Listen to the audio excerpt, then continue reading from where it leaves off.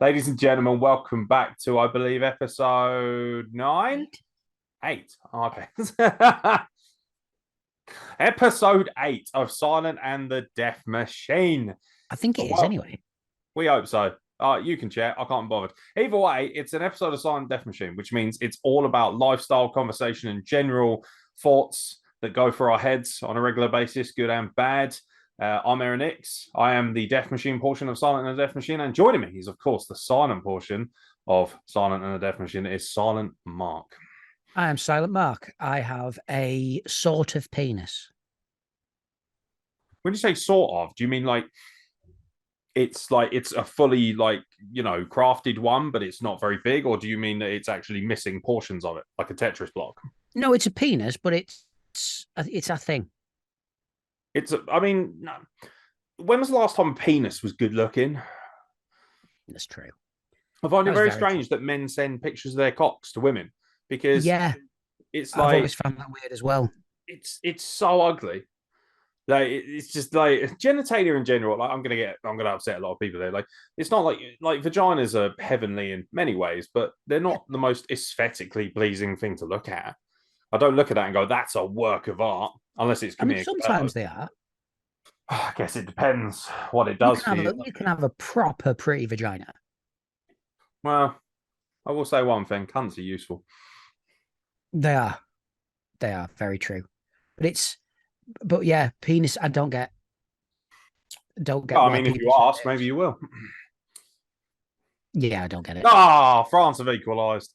They've ruined my life. It's World Cup season. So it's going to be a very disjointed podcast today, because Nix is watching the World Cup and I'm watching Morecambe versus Lincoln. What's the score in that? 0-0 so far. Of course it is. That's in the Papa John's, right? Knockout stages. Yeah. Is it one leg or two? I have no fucking idea. I just know we're playing. I mean, we play like we've only got one leg. Hang on. No. People are going to love this one, aren't they? It's just going to be us going, go! Oh, shit.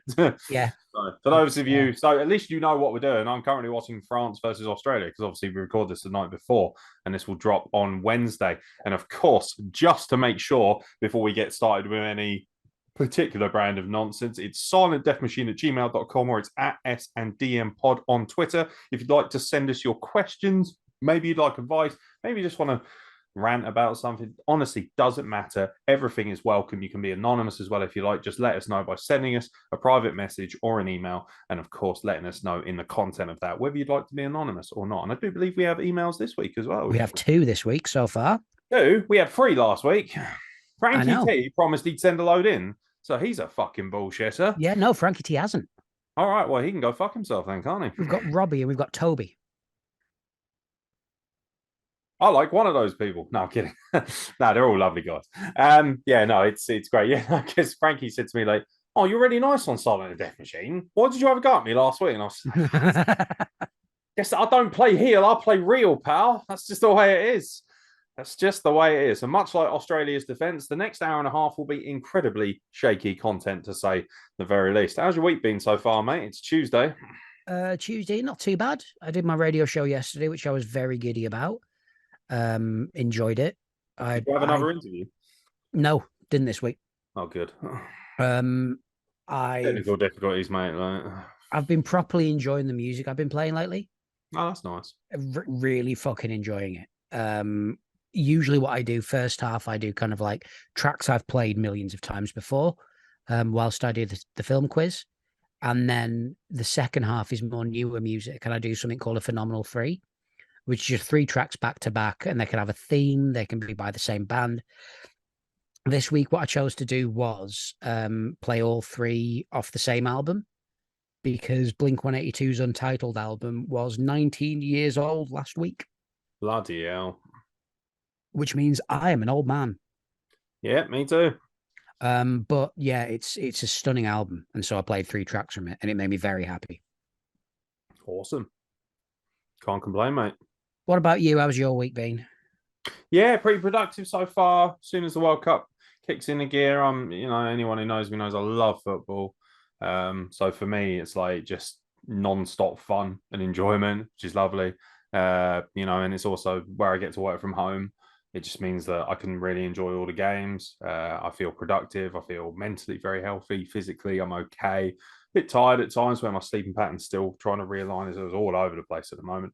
But I'm back in the gym as well, which is lovely. I'm only going a couple of times a week, but to me, it's like a slow burn, building myself up. And hopefully, within a few months, there'll be more consistency there, more regular patterns, which I think is good. Like, um, gym isn't for everybody, but it's one of those things where I know it's good for me and I always feel better afterwards. Plus, there's the allure of the shower, which I think I said last week, because we don't have a shower. Honestly, they have like this, like, because I only go to the gym in really unsociable hours because I cannot stand all these roid monkeys and whatnot running around. So, you know, the ones who are like, oh, I just got to get my gains, brah. Like the guys who have had 6 protein bars before they even walk in and they've done a line of Coke and they have no neck, you know, the ones like, personal best on the deadlift. I'm like, oh, fuck off. Those people annoy me. Like, don't get me wrong, like, you know, good for you for working out. You know, everyone should be applauded for trying to look after their body in some way. But when they're just flaunting it or lording over everyone else, you get these guys who like have really intense eye contact with you at all times, especially if they're like, there's a special breed of guys in the gym because I'm not obviously jacked or anything like that, but I just do my thing. And that's what everyone should do. But there's this breed of guys that will go up to your machine after you've used it, have a look at how much weight you've pulled, and then purposely put more because you know it's just peacocking. You know, it comes back to talking about showing your cock off to people. Right? It's just no need for it. It makes you look massively insecure and stupid. I didn't get on well at the gym, and I got so I started with this gym and they gave you 3 hours of a personal trainer. So I did it for 2 sessions. And it's because I've got this thing where if someone's shouting at me to do a thing that isn't needed, I will put my barriers up. And so he was going like, right, 2 more, do 2 more. So I did 2 more. And he goes, right, do 2 more. And I went, no, I've done 2 more. Fuck off. I don't deal with it. I'd be shit in the military. Yeah, yeah. No, it's. I mean, if you've got anxiety and mental health issues as well, the last thing you need is somebody who is ostensibly much more aesthetically pleasing than you, screaming at you. By the way, France are now 2-1 up. God damn it, Giroud. You know, it's one of those things where I just think, well, I understand the need for it and the need for motivation. And I think, like, for instance, at wrestling shows, I have no problem telling people when they're doing something wrong, but I don't do it from a place of rudeness. And I think a lot of times these people are far too intense for their own good. And that intensity comes across as rudeness, even when it's not meant to be. And what they forget is that most likely, unless you're like a fine-tuned athlete who needs your PT to constantly be directing you because you're getting ready for the Olympics or some shit like that, the majority of these people are looking to just better themselves. And you don't always better yourself by being screamed at. I think it's more a preference, you know. If some people can take it and they're happy with it, by all means communicate that. But you know, there's different ways of leading, there's different ways of teaching, and it seems to be very one-dimensional when it comes to the gym. And I don't think that's very healthy. Yeah, I think I'd do much better if I'd be like, right, do 2 more. So I did 2 more. And then he'd ask, can you do 2 more? Because then it's kind of like, it's reverse psychology. It's like, I'm not sure you can, but can you? And then you'd want to try a bit harder. Then you want to go, yeah, I can fucking do 2 more. Eat that shit. Yeah, you empowerment and teaching can sometimes drift apart from each other, and that's where the issue comes. But yeah, no, I mean, luckily for me, I'm smart enough and savvy enough to kind of know what I need to do and what's healthy for me. And my advice to people who are not fans of the gym or don't really like going or find it boring or daunting or whatever is go in there for a very small period of time. I'll go in there and do half an hour hardcore on the rowing machine, do 5,000 meters, try and break my PB, and then maybe some warming up, maybe some very quick weight machines, and then I'm in the shower and I'm done. Like I find that if I'm only in there for an hour, I get much more out of my time. Whereas if I'm like, right, I've got to do all these different sets of weights, then I've got to do all this cardio, I'll start looking at my phone as all gym guys do. And before you know it, you start losing your productivity and you feel like you're wasting time. So, but again, like anything, just like mental health, it's very reliant on the individual and everyone's different. One thing I started doing, which I dip in and out of, but I still go there occasionally, is the online fitness classes and shit. I do them and I work better with them than I do the gym because it is at home and they are teaching you everything. And there's not that thing of there's a dude over there that keeps looking at me really, really weirdly, or there's, and I'm in my t-shirt that's unfortunately a little bit too skinny for me and look like I'm carrying a sack of blancmange around. And do I really want that hot lass with a very nice ass walking past me and thinking, he looks disgraceful. He looks like he's trying to smuggle a pomegranate. I couldn't do it. So I find that a lot better. But something that I started doing, I bought, so from a friend of mine, I bought secondhand his PSVR. Did you know you can actually get fit through PSVR? I mean, we have a Switch at home, and we have the Ring Fit thing. You know that Yeah, like, I've got that as well. and that actually works really well. Like that Yeah, does, but and that gets you a good sweat. There's loads of different things you do. I think the argument is that obviously, like technology has really changed the game. Like even the Peloton, yeah, the bikes that they sell, where you have online classes and things like that. It's a bit pricey, unfortunately, but people swear by it. It's one of those things. If you can afford it, go for it. yeah, But yeah, no, technology has changed the game, and yeah. yeah, the VR. What is it? Is it on your PS4? Yeah. Okay. But even a game like Superhot, have you ever played Superhot? It is a first person shooter with a bit of a difference. So everything's stationary until you move, and then things start moving. So the aim is to kind of shoot all the guys in red and to not get shot by them. But you can move slowly to kind of get out the way of bullets and shit like that. And really, really good. But I started playing that in PSVR and I was sweating like physically, and it was fucking amazing because because occasionally you are moving your body all around and you're in weird positions, you are working muscles out, and it's fucking brilliant. I absolutely love it. I think sometimes just moving is a good thing. Like Mm. I live in a countryside, and when obviously right now it's kind of impossible because the weather is fucking appalling. We're having some of the worst weather we've ever had. Like I can't remember the rainfall and the wind being this bad. Like it is full blown winter. It's the state of, for any Americans listening, it is the stereotypical British weather that Oh you yeah, fear so much. Like there is no warmth whatsoever going on on this island right now. rain's horizontal. Yeah, it's just fucking brutal. But for me, like living in the country, especially when the weather turns and it's a bit nicer and autumn as well, sometimes I will not even bother doing anything cardio based in the gym. I'll just do my weights and then I'll just go for like a 3 or 4 kilometer walk. I'll just keep walking around the block or walking through one of the many country parks that are available to me. I'm very lucky like that. And sometimes that can be just as beneficial and also really good for your mental health because you can do it at your pace, which I think is important. Yeah, Sometimes the emphasis is you need to push yourself really hard. And I think unless you're a prime athlete or doing something, I don't know, like wrestling, for instance, I guess I do need to push myself to a certain degree, especially if I'm going to be wrestling a lot. But for me, most of what I do is physical, but under my own limitations, under my own Mhm. guidance. So for me, it's much easier to be able to just be like, well, I don't need to fucking run everywhere. Like just going for a walk is good, like just being active. Motion is lotion is the phrase I've heard quite a few times. Motion is lotion. Motion is lotion. The more you move your body, the more likely it is to be kept in a decent nick. Like the more sedentary we are, the more we sort of stay still, the more likely we are to develop issues, bad joints or bad muscles or aches and things like that. The So more you just move, move, basically. the more you create cream. I mean, there's that too, yes. Yeah. I mean, obviously, a old dirty old pervert like yourself might think that, but I think it's more a case of just, just it's like anything, isn't it? You lubricate gears, don't you? You go in Yeah, for a you do. service or whatever. So, I mean, you definitely lubricate gears. Yeah, That's you what you're fucking big do. yeah, you fucking do. You don't want to go in dry. No, no, not really. Otherwise, you might snap your banjo string in a McDonald's car park.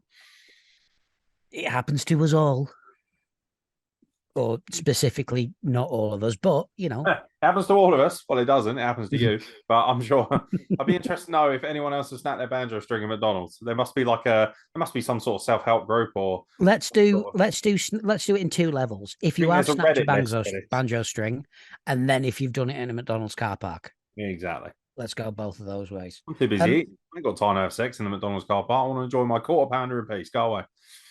I enjoyed a quarter pounder. I bet you did. A quarter That's pounder. You don't want to be that's why known as. that's what I like to call it. I I was like to going to call it say, my quarter and then a in pounder. fairness, do you really want to be known as a quarter pounder? Like, come on. Yeah. A lack of effort. That's what that is. And now we get to the crux of the matter and why you're single. Basically, uh, so I've often said that my personality, people have actually described my personality as trying. And I think that says the same for my sexual inadequacies as well. I try. Silent Mark tries his best. It's true. It is true. That is the other podcast I do It is, or it was. that I need to get going again. You But do, because it was actually really good. I enjoyed doing it. I enjoyed those interviews. I some of my favorite ones were ones where they were like, "Oh, I've only got a little bit of time," and then an hour and a half later, I was still fucking there. It was ace. Yeah. That's the The one, same with this podcast. Every time we start it, I mean, there's been a couple of weeks where we've been, what, an hour and 20, and then there's been others yeah, where it's like almost 3 hours of just pure conversation. Like, you get rolling with certain topics, and it's nice that people are reacting the way they are and enjoying it the way they are. yeah. I'm really fucking impressed with how people are reacting. Seriously, thank you guys all so much for not just tuning in, but also interacting with it. Which we are getting some interaction. We are getting people, even small comments on YouTube, really mean a lot to us. So please carry on doing that. Thank you very much for doing so. But yeah, I need to get back into it. But my problem with that was I had it's difficult to get interviews. It is very difficult to get interviews because so for you, it's not as bad because you're in the scene that you're in. Yeah. For me, I'm not. So when I try and interview people, I'm coming at it from more like a fan's perspective. Because all the people that I interview, yeah, I know them a little bit, but most of it is me being a fan of them. So the one I did with Ian Bowlesworth from the Parapod, the one I did with Tin and Duyeb, the one I did with John O'Sullivan, the one with Chelsea Christa from the Bleeding Audio film. If you seriously go and watch that fucking film, because it's absolutely amazing. But the one from there, I was a fan of the band, so therefore was a fan of the film. I loved that one. But getting that interview was relatively difficult. It becomes more difficult the further out of the loop you are. And yeah, I'm struggling, and I struggle. I think that's where I stopped with it because you can only go so far with getting no emails back. You got to be, you got to, like, if you're not good at handling rejection, you might struggle in that kind of line of work. Hmm. And like for me, like I've had armies of wrestlers that I've contacted. I don't really contact wrestlers anymore. I'm very proud of the fact that I've built up a reputation so much so that, like for instance, I was talking to Lunatrix, God bless her, last night, and one of our friends, who's a really high end wrestler, like a really well known one in this country, he was on a wrestling podcast last night, not mine, a different one, and she watched it and she was like, she then messaged him, bless her, and was like, well, you should go on WrestlePlug because it's a lot more fun and it's a lot better. And it's that thing of like, actually, a lot of times people say to me they didn't want to approach me because they just assumed I was too busy or that they didn't think they were good enough to come on. And what I pride myself with WrestlePlug is it's for everybody. You know, it's not like the content may not necessarily be for everybody, and it can be it's very 18 plus. I made that very clear. If you're young and listening to it, you do so at your own discretion. But it's that thing of any wrestler, anyone in our business can come on and they'll be made to feel welcome and they'll be treated properly. And yeah, I think for me, I've had a lot of rejections. One of the ones that really frustrated me in that process of approaching people was, especially early on, was the amount of people who wanted to charge for the privilege of being spoken to. And it's that thing of, I get it. Like, okay, so for instance, WrestlePlug has like 60,000 followers on Facebook, which is really good. Instagram, about 1,000, and then Twitter, about 2,000. So it's got notoriety, but it's not like exceptional. It's just out there in the ether. And there's a million and one different podcasts now. The great thing is anyone can do a podcast and do it well if they're passionate enough and motivated and consistent enough.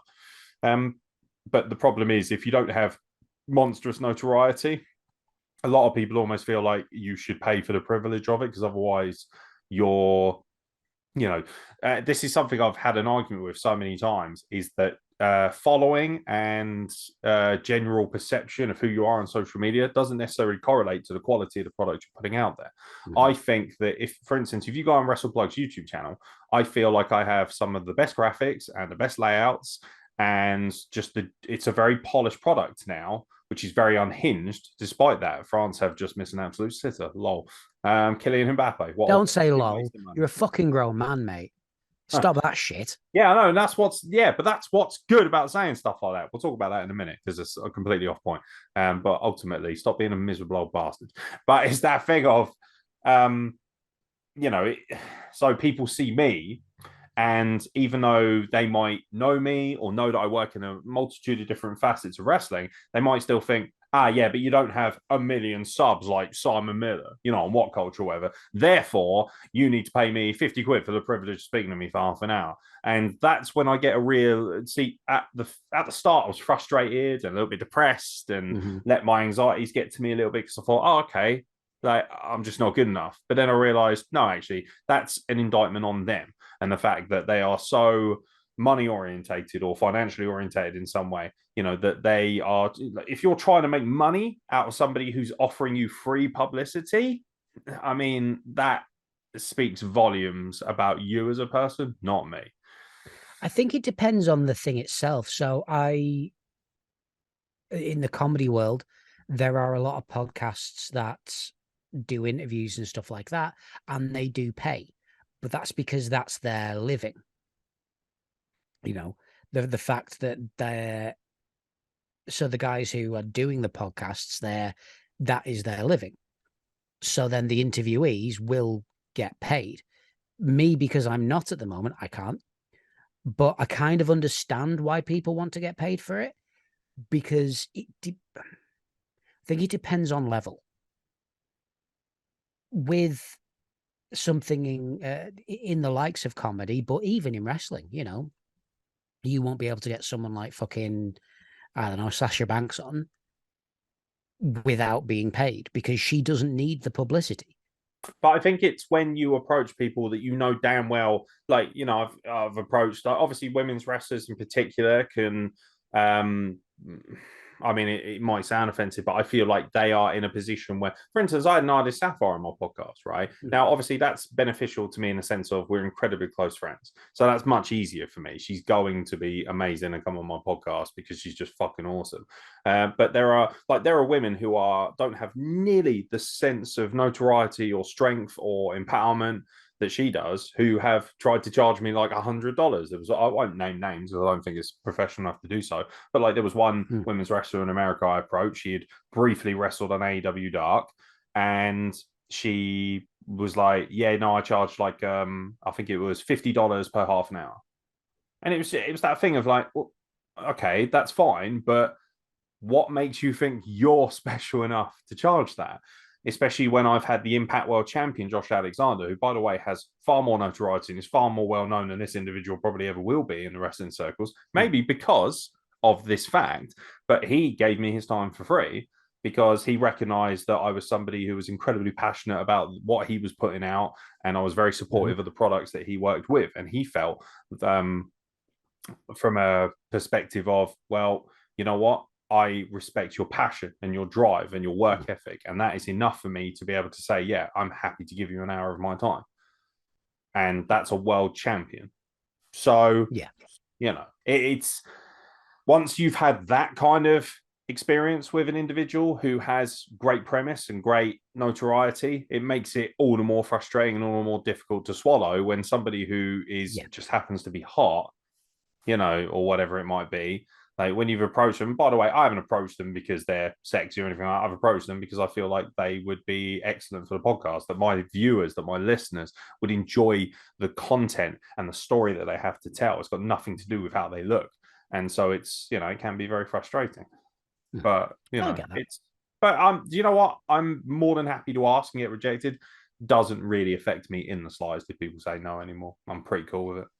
I'm not bothered about people saying no, but again, it goes back to what we were saying the other week. For me, it's getting the time. When I was younger, I put out thousands of requests for interviews. And again, like you, people were saying, yeah, this guy's pretty good. Say yes to him. And I was interviewing bands that I adored. I remember going to the Leeds Festival, went backstage to the Leeds Festival, managed to interview Matt Skiba from Alkaline Trio, fucking the lads from Goldie Looking Chain, Awesome. Elbow, people like that. Um, and they all were passionate about it. And the guy who was organizing everything saw my passion. So every single band that were coming into the press area, they were like, right, let this lad interview you. And so I had a lot of that. As I got older, I had have very little time to find these contact details, to find these people. And when you produce everything yourself, it gets fucking difficult to find that time, but also to find the right contacts. It's that age-old argument as well. Like I always recognize, yeah, it's much easier for me to be in that position because I get Mm, to be independent and freelance and work from home. yeah. Not everyone has that privilege. I don't have children. I don't have a partner or anything like that to worry about. So it's very easy for me to do that. I don't have pretty much anything to tie me down at this point, Mm, which makes it far more empowering and far more exciting to be able to do all this stuff. And it also means that the time is available to me. Um, but then we also argued, didn't we, on this podcast about if you're passionate about something enough, you should make time for it, especially if it's mhm. your dream. So Oh, yeah. it's fine. Everything's a balance. It's not as easy Yeah. as black and white. There's always a middle ground, and a lot of us don't land on it. Hmm. But again, it's not to say I still don't try and do it. I remember emailing and getting a rejection back, but the fact I got a rejection was the happiest thing in the world for me because it was from the management of Chris Rock. And the fact they'd even bothered to acknowledge it in the first place. Exactly, and that's where it comes. Yeah. That's where it Being lies. acknowledged, I think, is very important in the Mm, creative sector and these general sectors where you're mhm. looking to provide content for people. I think just being acknowledged and being recognized. I'm very blessed that I go to shows and I have people come up to me and be like, "You're that WrestlePlug guy." I'm like, "Yes." Mhm. They not even wearing a WrestlePlug t-shirt and they just know that, which is very cool. And I never take that for granted. Some people would. It's Yeah, it's what we were saying the other week about being a comedian. You love getting laughs. You don't particularly like getting booze, but apathy is the worst thing you can have, sorry. And that's again exactly the same with this. The amount of interview requests you put out, I would much rather get no's back than nothing. Yeah. Because I've had a few of people who haven't had time, they're not doing interview requests at the moment. And when I put in an interview request, they say, no, we don't, they're not doing interviews at this time. And then 2 weeks later, they're doing an interview. Yeah, it gets annoying. But then you look at the type of interview they're doing, and I'm like, yeah, that's TV work. An internationally renowned podcast. You can understand why they're fucking on there because A, they're getting paid for it, and B, they're well known. They're getting a hell of a lot of publicity for that. They come to me, I'm like, yeah, I would have an amazing conversation with Darren Brown. Like, you've heard my interview technique. You know it would be a good fucking interview. It's never going to happen because getting down to that level would mean that he has to have some spare time in that cycle, which is very, very fucking rare for someone that big and who is that busy. I think for me, like I use Josh Alexander as an example. There's a guy who's super busy. Mm, But it was that thing of sometimes that can really help elevate you. We're all looking for that one break that's going to take us to that next level, whatever it may be. For instance, if I did have Sasha Banks on, if I was lucky enough to bag that, I'm going to go from 600 subs to 6,000 subs like that, mhm, maybe more. And it's that thing of you just need that one kind of hit, that one kind of person to take a chance on you. It's all about opportunities. And I mhm, think some people, especially in wrestling, which is such a fickle sport at the best of times, some people, like Josh, for instance, recognize that this guy has the potential, the drive. Like loads of people have said to me, "You've got an incredible voice. You're very eloquent. You've got a great commentary voice." At the last Coliseum show, I was doing a sound check with Andy Ward, who I have nothing but respect for. The guy who runs Spinebuster Media, one of the more preeminent media suppliers in wrestling in this country. mhm. And when we were doing the sound test, he said, "Oh, you got a great voice for this," and it's like, that's very flattering. Like even if a homeless guy said that to me, it would still be flattering. But the fact it's come from someone like Andy Ward, who knows his shit, that's really cool. That's really important to me. I cherish those little moments. That might be just a completely flippant thing to a lot of people. To me, even if I was Simon, like for instance, Simon Miller, we both met him at Coliseum, and he was just incredibly likable and incredibly Such cool a lovely person. bloke. And there's a guy who could theoretically just be like, I don't give a shit about you, mate. I've got a million subs on YouTube. But he wasn't. Physically, but again, same with Eye Patch Wolf as well. Both of them came out of their way to come and say hello to me. And I'm like, that's wonderful. That's stunning. And again, the same with you guys as well. It's probably happened to you. You feel like for them, it won't be much, but to people like us who are trying, it means a hell of a lot more. But if you can't take 30 seconds to a minute to acknowledge that there are people who are working as hard as you, who may not necessarily have even close to the notoriety you do, like I'm sure me and Simon Miller have the very similar work ethics in this field. He is very lucky and very good at what he does, to the point where he has built an astonishing level of notoriety and an audience to work towards. I haven't, but that doesn't change the fact that I don't work as hard as him. And, he's somebody who is, I think, gracious and classy enough to recognize that, do you know what? He probably was at that point once as well. When he first started, he was probably sitting there. Sammy Guevara is a good example. When Sammy Guevara, who's in AEW, a very prominent wrestler now, when he started his YouTube, when he was just a nobody on the indies, he had, like he says on his podcast, he was on a podcast with Chris Jericho, and that's a podcast that 1 million people listen to. And he was saying, yeah, when I started YouTube, I was getting like 10, 15 views. You've got to do it for the love of creativity, not for the love of who your contacts might be or who you're going to have on. And of course, he got his big break. He got into AEW. He got notoriety. And now hundreds of thousands of people watch his YouTube. We all have to start at the bottom. Oh, of course. We all have to start at the bottom. And I think it would be good if more people who are up the higher rungs of the ladder recognize there are still people below them trying to climb up. Nobody's saying that they have to get out of the way or allow people to go past them. What we're saying is just recognize they're on the ladder too. Yeah. Again, it's that old argument of, you don't have to move, you don't have to move downwards. You just have to step aside a second and let someone get up to the same level. It would be nice. The old adage of wrestling, something that I remember veterans saying to me quite a lot is, be nice to the people on your way up, because on the way down, you'll probably bump into them again. It's a standard. Yeah. Absolute standard. Absolute standard. So what's been on your mind this week? What, mentally? Just in general. I thought it was something you probably want to chat about anyway, because obviously my life is consumed by two things at the moment: the World Cup and wrestling. Masturbation as well. Yeah. But that's not like that's just like such a mechanical thing at this point. We can't discuss it, can we? Well, we can, but it's just there's nothing interesting about it. It's just a quick one off the wrist, old bean. But it's that thing of. So these are two very divisive topics. Wrestling has had a lot going on. Last week we spoke about progress, and we spoke about Qatar and Dubai, and of course the stuff around Qatar is now intensifying.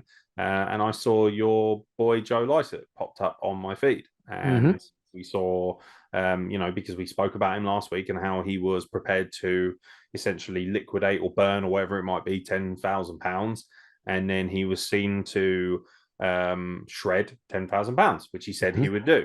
So a part of my brain in that moment very much respected the fact that he lived up to his word, and another part of my brain was absolutely infuriated that he had wasted £10,000. And then he comes out later and says that in actual fact he didn't shred it.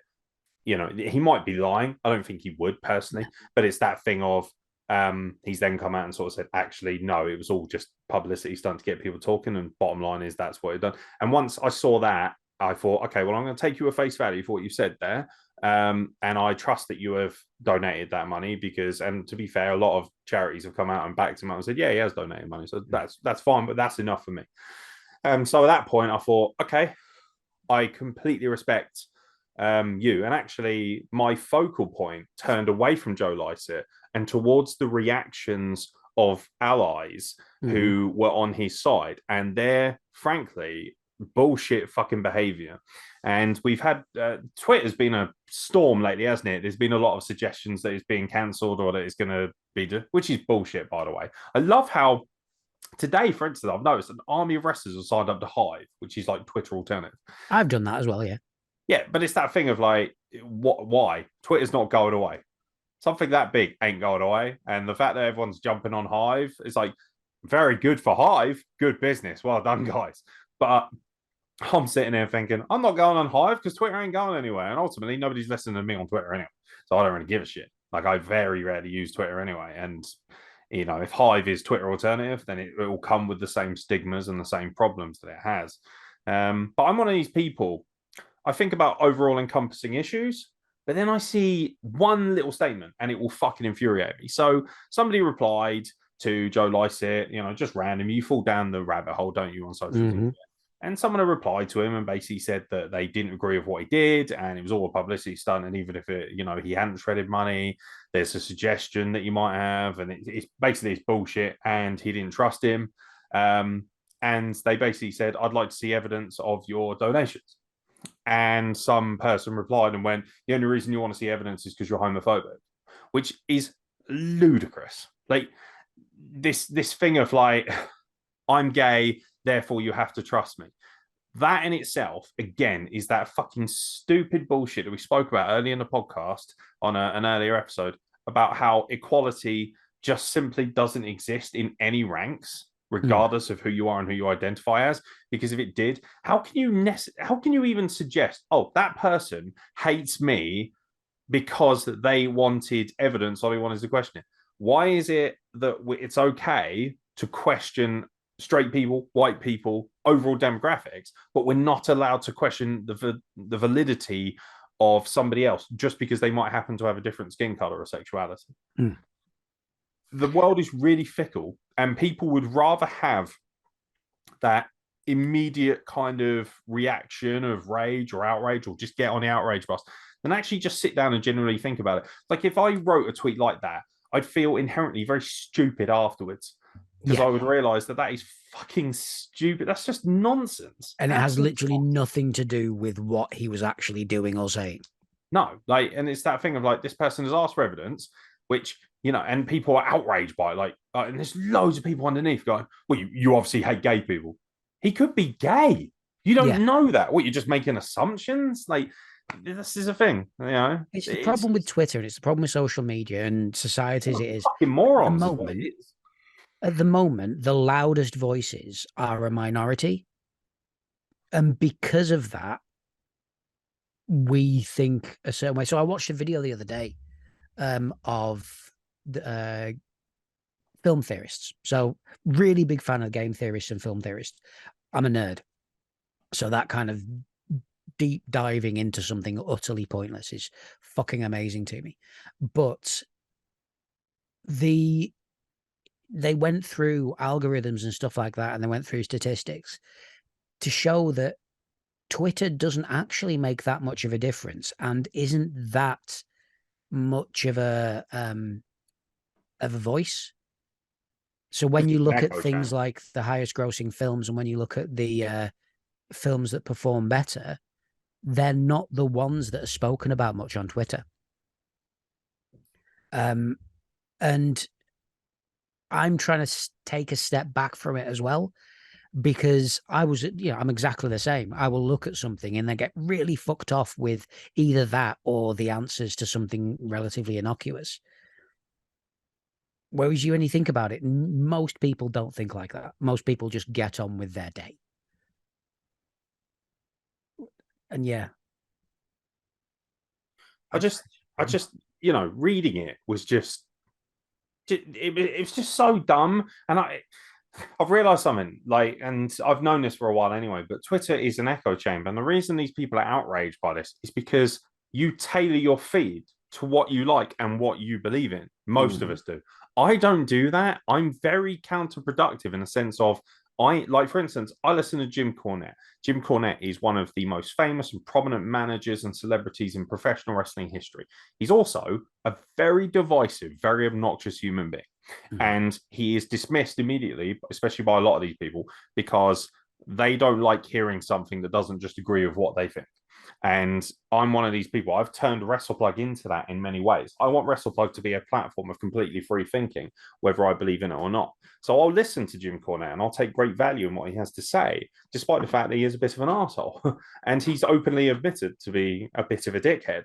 But it's that thing of, why does that mean that so because he's says some really divisive, stupid shit at times, that doesn't necessarily mean that he doesn't have any kind of um contextual argument that is actually has some premise. Like, he is actually very intelligent, and he could sneeze and would probably, that sneeze would dissipate more knowledge in wrestling than most of us will accumulate in 30 years.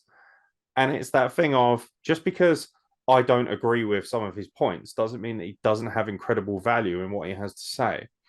And we live in a culture now where we are so terrified of engaging with anything that doesn't align with our feelings that we just attack it. And that is so lazy. And that is why we're all fucking ostensibly thick. And that is why the world is a pile of shit like it is, because we just see one thing. So, for instance, the World Cup is a good example of that.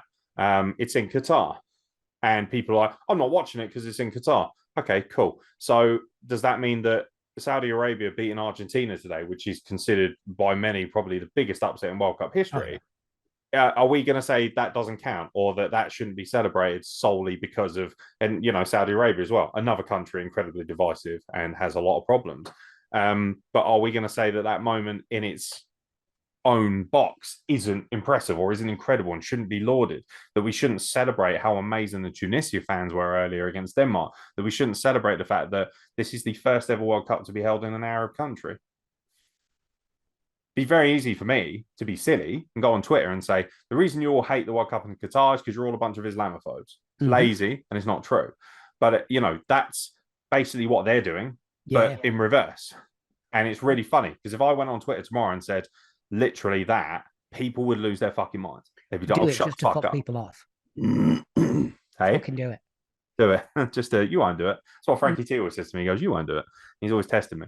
But it's that thing of, no, everything, even like where things are inherently, regressive, like a place like Qatar, there's still value in everything, even if it upsets you or even if you don't like it, because it can teach you a lesson. If it can teach you a lesson, or if you can find a learning experience from it, it adds value to what you are doing in your life. And I think we're all so terrified of getting outside our comfort zone.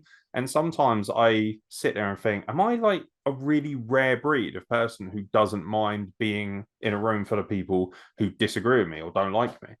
Like, I don't find that inherently an issue. I find that liberating. I find that fascinating. I enjoy listening to people's points of view. And I want to understand why it is that they think the way they do. I want to understand why certain people don't like Arabs or don't agree with, Arab civilizations or Muslim communities. I want to know why people don't, I can sit in a room with someone who's a Mormon and still have a conversation, and it's not an issue. I can sit in a room with a Christian. Mormons are fucking easy. Maybe, but all they do is fucking smile. It's fine. Yeah, but say what you want again. But it's that thing of like, everyone's like, ha, Mormons, what a joke that religion is. Yeah, but yet the Book of Mormon is one of the most successful plays of all time. Yeah, but that's because of what it is. And even then, I had this conversation with my ex because she took me to go and see it, and she described it as someone as a piss take of the Mormon religion. Like, it's not. You look at the actual musical itself, it's someone who's misunderstood the religion, someone who's not taking the right parts of the religion, and them going to a country where they don't want religion. And I think it's a stunning thing that isn't taking the piss out of religion. It's just a story within it. It's actually nothing to do with the religion itself. You could have exactly the same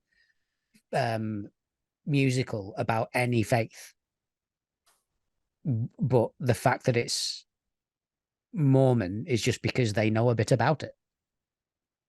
It's not about the religion itself. It's fucking amazing. But I do think at the moment I do agree people aren't wanting to go with anything that's outside of their thought and their social circle in that kind of small echo chamber. But on the other side of it, people at the moment are also not wanting to deal with repercussions of their own actions and their own thoughts and stuff like that, which is where the free speech debate comes in. Because, like, oh, we need free speech. We've got free speech. What we haven't had and what people haven't really been doing is having the consequences of the speech they want to say actually matter and actually kind of, sorry, Lincoln have just scored. I'm on you, imps. From a free kick, it was fine. You say that like it makes it any less of a goal. No, it's I can't. Again, I'm a Morecambe fan. I'm fine with losing. I was going to say you should get used to that. Yeah, I've been I've been a Morecambe fan since I was 13, and I've known a lot about losing. Let's not act like Lincoln didn't used to be fucking awful, by the way. Yeah, we're allowed to lose. It's fine. But yeah, people don't have the consequences of free speech. They have free speech, not the consequences of free speech, and people don't think they should have the consequence of free speech. Yeah, no, that's a very valid argument. And it's one that was magnified intensively by Donald Trump, who used his platform on Twitter for free speech and then was surprised and outraged by people pushing back on it. And it's that thing of like, no, you had absolutely every right to say whatever you liked, whether it was complete bollocks or not. But you are not excused from the persecution of people who don't believe in your free speech. Yeah. And that's it. There's the argument of people being cancelled, and cancel culture isn't a thing. I genuinely don't think it's a thing. No, I don't think it exists either. I think we allow ourselves to believe we're being cancelled, and that's why we create cancel culture. But you can still, okay. So, like, for instance, I could go on my podcast tomorrow. I'm not going to, but I could go on there and say some really hateful shit about certain demographics, and I could get theoretically cancelled. But no, I could still, like, even if everyone was like, well, we're not subbing to you or go fuck yourself or whatever, I could still record the same content every single day. Nothing's stopping me. As long as I'm not inherently breaking the law, that I could carry on. And the fact that it's like, people will argue and say, he's entitled to say what he says. Yeah, and I did. And I suffered the repercussions of that, which whatever that might be, losing subs, being hammered on social media. But I think once you realize that nothing anyone really says to you online means anything whatsoever, because it just doesn't. Nothing that you read on Twitter means anything. It's all fucking bollocks. It's all bullshit. And when you realize that, when someone disagrees with you or sends you a nasty comment or sends you hate mail, which I have all of these different things come at me every week, when you realize that it literally doesn't have to or needs to affect you in any way, that's the most liberating thing, because then you realize it just doesn't matter. Like, very rarely do I give a shit and even read the comments. Sometimes it can be a bit of a detriment because I'll miss nice comments that are left. But I just don't care. Like, I'll put up my YouTube videos and some people really enjoy them, and my friends will contact me personally, loved your review of blah blah blah, whatever, and that's great. But I'm not. I just don't give a shit. I don't. Like, I just, people, I've had people message me, someone disliked my YouTube video, and so what? Yeah. Who gives a shit? Yeah, who gives a fuck? That doesn't make it any less of an achievement that you made a nice video just because somebody didn't like it. That's the reality. Is when you realize that nobody is ever going to be inherently loved, and that nobody is going to be intrinsically like 100% loved or appreciated for what they create. Once you realize that and you do it for the love of your own creativity and your own perception of happiness, that's the most liberating thing you can do as creative. And I think so many creatives have this mindset built into them of, shit, I need to have a certain amount of subs, or I need to do this, otherwise it's not a success. No, that's completely wrong. And you need to break yourself away from that mold. I have people I know who are starting out or are just doing like video editing or doing stuff that I've been doing for quite a while now, and I feel like I'm good at, because I am fucking good at it. Simple as that. And it's that thing of, I always say to them, like, just because people aren't liking your stuff or you're not getting as many shares as me or insert whoever in this field doesn't mean that you're not creating something good. It just means that you don't, unfortunately, have the same notoriety, but it doesn't mean that your product is any less as good. No, exactly. But I mean, for people went mad about Roy Chubby Brown being, told he can't go to certain venues, not realizing that the venues are allowed to do that. They have a choice. Yeah, the venues That's are. what Yeah, true freedom of speech is. yeah. People have a choice of going to watch them or not, but the actual venues have a choice of wanting to put them on. You know, there is both sides of it. Yeah, you can say whatever you want, but not everyone needs to take it. Like you look at, but even then, like cancel culture doesn't exist. Fucking Dave Chappelle has said some disgusting things over the past couple of years, and I've been a big fan of Dave Chappelle. I think he's amazing. He's a true, fucking proper linguistic artist. He's a genius. But for some strange reason, he's gone down the Graham Linehan line of, "I'm going all in. The more people get offended by what I say, the more I'm going to fucking say it." Ricky Gervais has done the same. Yeah, I Cancel watched culture his doesn't stand-up. exist because those people are still massively well paid, are still doing a hell of a lot of shows, are still getting Netflix deals. And when you look at someone like Louis C.K., he can basically sexually assault some of his peers, and he's still getting nominated for Grammys, not grannies, Grammys. That's something that Fuck Wayne Rooney's after, I yeah, think. that was nearly a good point that I made. Nearly, nearly. And the Very, very important nearly. thing is that we are all trying to nearly make good points. Yes, but it's true. I'm like, it doesn't fucking exist at all. People still have careers, unless you're doing something truly disgusting, you will still have a career. And even if you do something truly disgusting, as long as you're good enough, it doesn't matter. See Elvis. I knew you were going to bring up Elvis. Had to be done. Yeah, Had to be that's fucking what he done. said. Mm-hmm. Uh-huh. Was that an Elvis impression? It Oh, was a little bit. I yeah, did. very I good. watched The Naked Yeah, Gun the other yeah. day. Nothing gets past me, huh? Um, yeah, I watched The Naked Gun the other day, and Priscilla Presley was in it, and I just remember how fucking good that movie was. Yeah, brilliant. Just fucking But ace. I don't know. People just, I think people, we're no longer offended because we are offended. We're offended because it means something to us, if you know what I mean.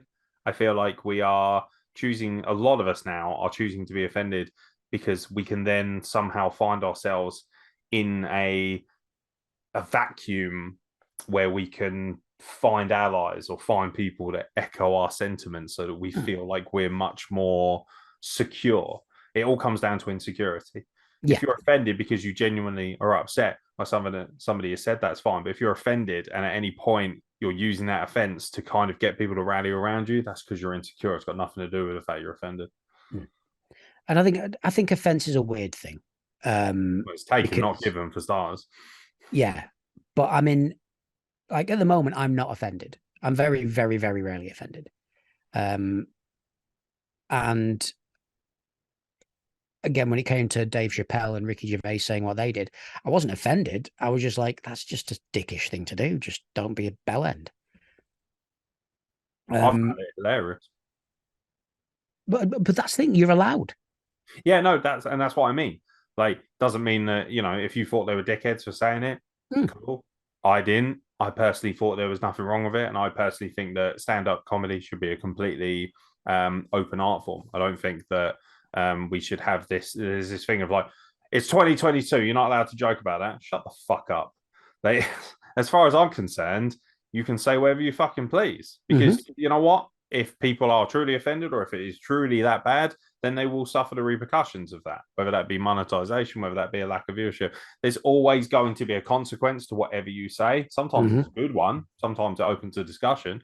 Joe Lycett, I'm sure, knew that when he Yeah. put that stuff out on Twitter. He knew that he was going to get a lot. I personally don't think that we should be holding David Beckham to this higher regard, and that him appearing on a gay magazine as one of the first notable, footballers, straight hmm footballers to appear on it. I don't think that makes that any less impactful just because he now has taken money from Qatar to work there. I was listening to something and I thought they made a good point. They said that um, there's a difference between David Beckham doing it and someone like Gary Lineker doing it. Because Gary Lineker is going to do his job that he does for the BBC. Whereas for what David Beckham was doing, he wasn't doing it for any other reason than advertising Qatar. But I think like he's got more freedom of choice in that decision of what he's chosen to do. No, So that's very, very why true. that's why people are more offended by it, because Yeah, it's that and thing. that's where that's where the problem lies. But for me, I don't think it is a problem. I don't care.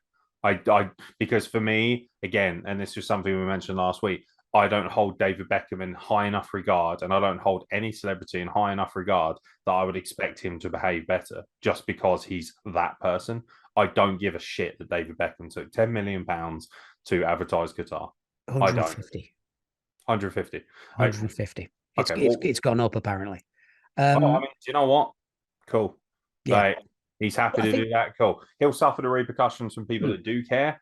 And for those people that do care, there's no less value in you not caring. But that doesn't mean that I'm less of a person just because I don't give a no, shit. And no. this argument that people have on social media that you are is just fucking stupid. And that's Hmm. where social media goes from being a useful tool of expression to just being a tool which is used by tools. And, There's for the me, argument though that if you're not part of the problem, you're part of the solution. Or if you're not part of the solution, you're part of the problem. You know, if you aren't I think that's where a lot of people will think that you're not an ally because you're not being open about all this type of stuff and not caring about it rather than your actual deeds. You know, but that's I the thing. Like, personally, so it's the reason why I'm not watching the World Cup and why I'm watching Morecambe. It's because I don't want to support it. But I will also not say to someone else, you can't support it. And if you support it, then you're a dick. It's just my own personal thing. I'm never going to get paid 150 million to fucking go to guitar. But even if I was, I wouldn't do it. But that's for my own personal beliefs. like But it's I also fucking not, would. but it's also not something that I think for me, I'm very, like, I've not changed what I do in my living to suit other people. I've done everything based on my own beliefs. And yeah, probably that has been a downfall of me. I'm still exactly where I was 18 years ago. But I'm happy with that because all my core beliefs and all my core feelings are still intact. And I haven't had that. It doesn't mean that if you do sell out, in inverted commas, that you're in the wrong at all. You're doing what you want to do. And that's the beauty of it. Um, but again, I wouldn't do it because of my feelings. But on the other side of it, I also wouldn't publicize, oh, I have been offered this by Qatar and I'm not going because of this. I'd do it for myself. Well, I mean, as soon as you openly publicize the fact that, yeah, I was offered this money, like for instance, if Qatar contacted me for some ungodly reason and said, hey, we like what you do on WrestlePlug, we'll give you God knows how much money to come out and advertise us because we feel like you've got a good voice or whatever. And if I was inherently against it, like yourself, for instance, because morally it wasn't something that aligned with what I wanted to do, I Yeah. don't feel like I get any more value or that I'm a better human being for announcing that to people just No, so that they can you're tell the me how opposite, great in I am. fact. You're the opposite. I have a lot more respect for celebrities that give shitloads of their time and money to charities and don't say shit about it because they're doing it for them, not for the publicity. A charitable act should be just that. It's not a Exactly. charitable act if you're using it as a device to get publicity. And that could be argued is Joe Lycett's biggest issue here. Yeah. Like, I have no doubt that what he's doing is good for him and his community and the community that I happen to be a part of, by the way. But when was the last, for instance, am I inherently a bad person for not wearing a rainbow when I go wrestling? No. Like, No. does it matter? No. Like, do I need to openly say I'm pansexual at every possible opportunity so that people, like, until it affects my ability to get booked, like, which it shouldn't anyway. I don't care. It doesn't mean anything to the world. Sorry. I take it Carl Morecambe have equalised. Carl Stockton has just scored his first goal of the season. Nobody cares about the Papa Johns anyway. That's that's what. Well, we said that until we won it. Yeah. Yeah, Good no, fucking good for goal you. as well. Good Yeah, fucking goal. But no, I yeah. agree with you. You don't need to be I don't that. need people's fucking clout, and I don't need people to tell me I'm great because I know I'm fucking great. That's the difference. And people are offended when you know you're great as well. It's really funny, isn't it? When I was going through my worst patches of depression, just like a couple of months ago, in fact, Mm. there was an inherently a massive voice of people around me, people who were close to me, who were saying, we have no problem. Your feelings are validated by you being depressed or wanting to kill yourself. However, um, you know, true strength comes in your self-belief and knowing that you're great. But then as soon as you get to that point, which I have, where I feel like, do you know what? I know I'm fucking good. I know that I'm doing great things, and I know that I'm a good person. I know I do loads of great things for people. I just don't need to put it on my Facebook every day. Um, there's that thing of people are like, all of a sudden they sway to the other way. Like, oh, don't get too confident though, because then you're just an arrogant prick. Well, no, like that's not a thing. Like, if you can't disassociate yourself from that or work out whether I'm being arrogant or just I believe in myself and I'm strongly believe that I'm good at what I do, that's a fucking you problem. And it's very frustrating that the same people, some of them that were saying to me like, oh, stop feeling sorry for yourself, man up, be stronger, whatever it might be. Once you do that, they're then the same people who are telling you not to be so brazen about being good or confident or being happy with yourself. Yeah. That thing about being, I dislike that thing of being happy with yourself. That thing of, you won't, no one will love you until you learn to love yourself. Bollocks. Utter bollocks. Like, utter dog shit. Because it just means, if it kind of invalidates your feelings a bit, and I will always tell people what I think of them. And then if they say, oh, well, that's just bollocks, I'm this, that, and the other, you'll be like, okay, that's fine. You can think that. That's absolutely fine. This is what I think of you as an outside observer. And touch wood, that will mean more to them than me going, oh, no, you're talking shit. I always look down on myself, always have done. It's kind of a defense mechanism, but I also find it quite therapeutic because if I think I'm shit, when I do well, that means a hell of a lot more to me because I've done well despite me thinking little of myself. And I think little of myself, yet I go out and do the things I do and put myself in those positions. If I go out and do something and it's shit, I'll go, yeah, that's me. If I go out and do something amazing, I surprise myself. Yeah, but I mean, inherently, like everything has a problem, doesn't it? And everything has a solution in the sense of, like, for me personally, I don't think that's healthy because for me, it's that thing of, and I'm very much the same. So I have a slanted look at that in the sense of, for instance, my work, right? I know that I do some of the best work in our business. However, I always know that I can do better. So for me, it's that thing of, I can now isolate and say, fucking love that. Done a great job there. Still could do better though. But that doesn't neglect the fact that it was still good work. And that's the big difference. I think a lot of people who use your viewpoint, because I used to be like that very much so, that thing of like, I'm a piece of shit. So if I do something good, well, that's a surprise to me. Whereas if I do something shit, well, it doesn't matter because I am shit. That for me isn't great because, like, for me, I don't see you as that person. I see you as someone who's very talented, very vocal, very good at what they do, very eloquent.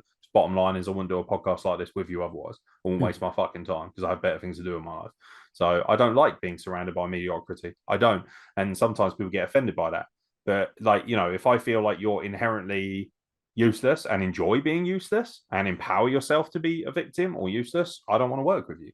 Because for me, it's that thing of, that's not healthy for me. And I don't think that's healthy for anyone. I don't think we should want to, I don't think anyone should want to surround themselves with anything but excellence. I think we should all want to be excellent. But that's the thing. My point of view doesn't diminish what I try and do because I still try my hardest. I still put, over 100% in every single time I go out. And those other people I mentioned, you're not actively going on social media going, no, I like being a victim. I like being a loser. No. Yeah. I mean, don't get me wrong. I used to be that. Yeah, but there are people who actually do feel that way. And I know that because I was one of those people. I almost wallowed in my self-pity to a point of enjoyment.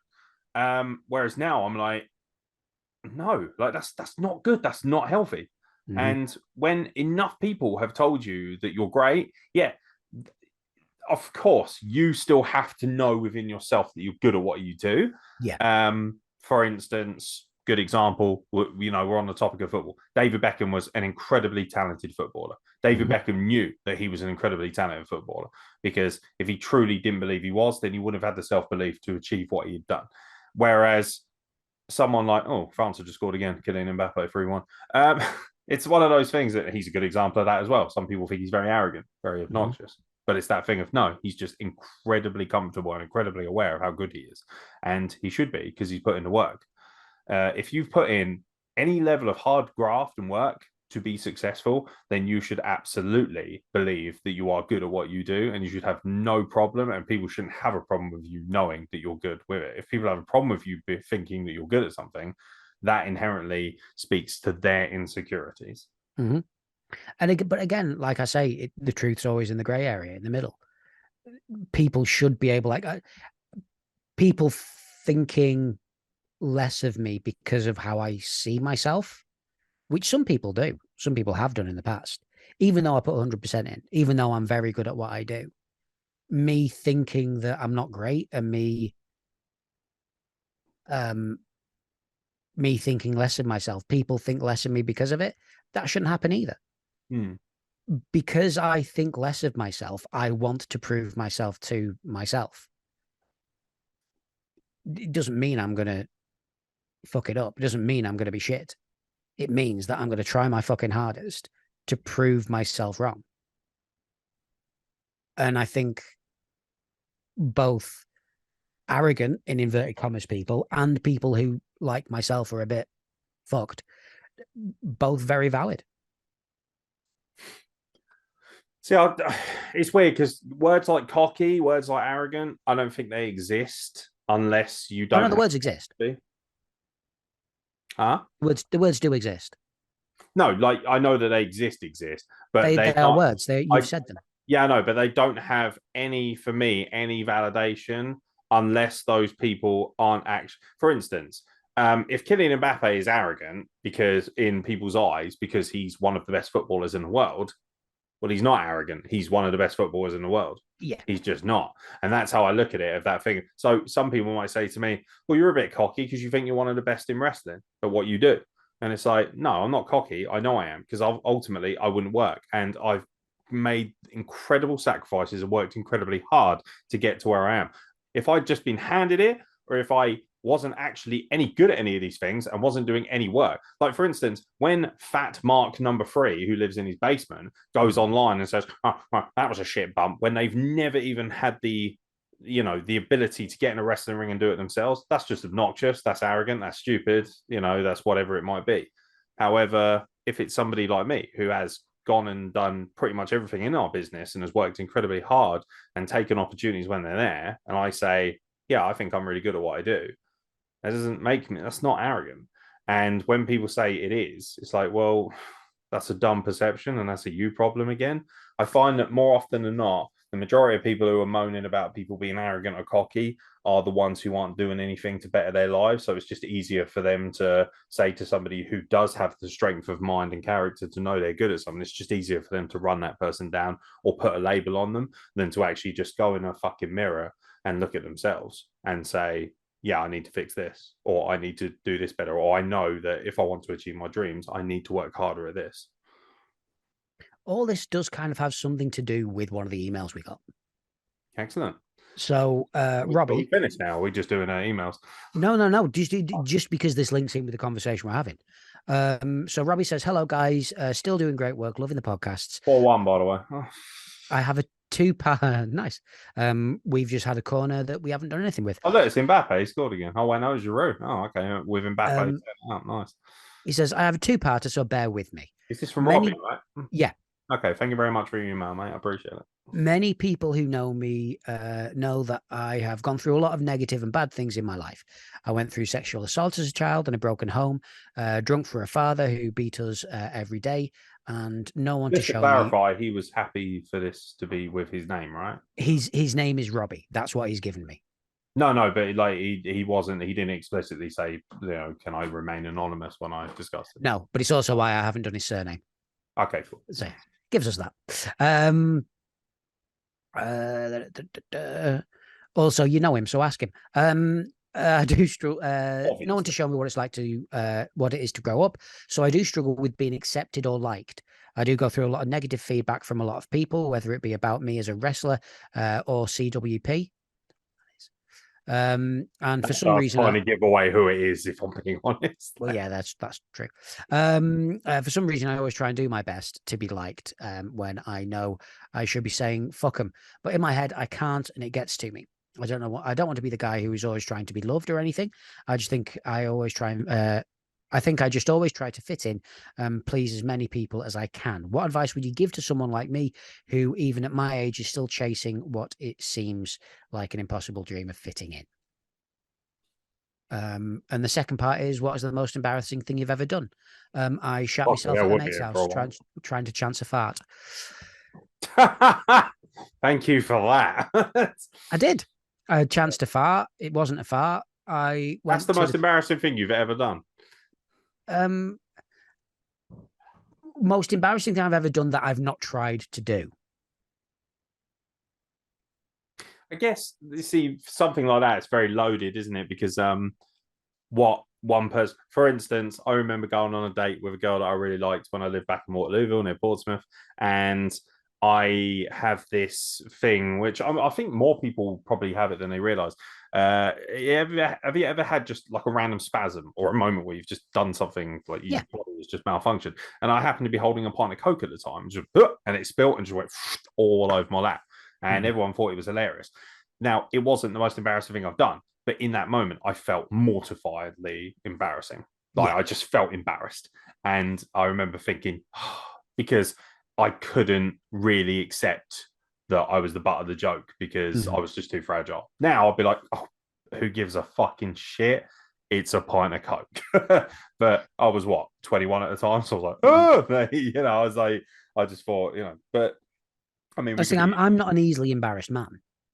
Um, so anything that would embarrass me, it's something I've not tried to do myself. Um, So yeah, shitting myself at a friend's house. And it was funnier because I went to the loo, obviously saw what had happened. I took my boxers off. I'd finished off his toilet roll, put a new one on. I shoved my boxers inside the toilet roll, took it out and shoved it in a bin. Fair enough. Um, yeah. I mean, I've probably done 100 things that I've been embarrassed by. It's very difficult for me to rank them. That was the first one that came to mind, weirdly enough. I'm one of these people, I just randomly remember points in my life that have absolutely no bearing on who I am. And I think that's inherently where the discussion lies with embarrassment is, for instance, he won't mind me mentioning it. Scott Jones, right? Really talented wrestler. Lovely guy, one of my best friends in wrestling. Really like Scott a lot. He botched his 619 at Rumble in his debut. Like he Mhm. went to do the 619, got caught in the ropes, and just basically fell on his ass. And in that moment, he's probably thinking, holy shit, this is embarrassing. Mhm. Within a day, nobody gives a shit because there's always going to be something else. And also, it doesn't fucking matter. Yeah. It's not affected anyone but you.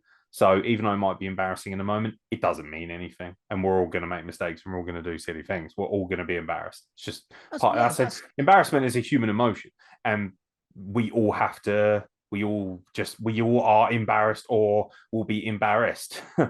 by something. But embarrassment is such a personal thing. And you will be the only person that's embarrassed by it. Hmm. You know? Yeah, those people laughing at you, they're not embarrassed for you. They're just No. laughing at you. That's all that is. Yeah. And most people, 99% of people, they're not going to be like 20 years down the line, people are going to be like, I remember when you spilled a pint of Coke on yourself.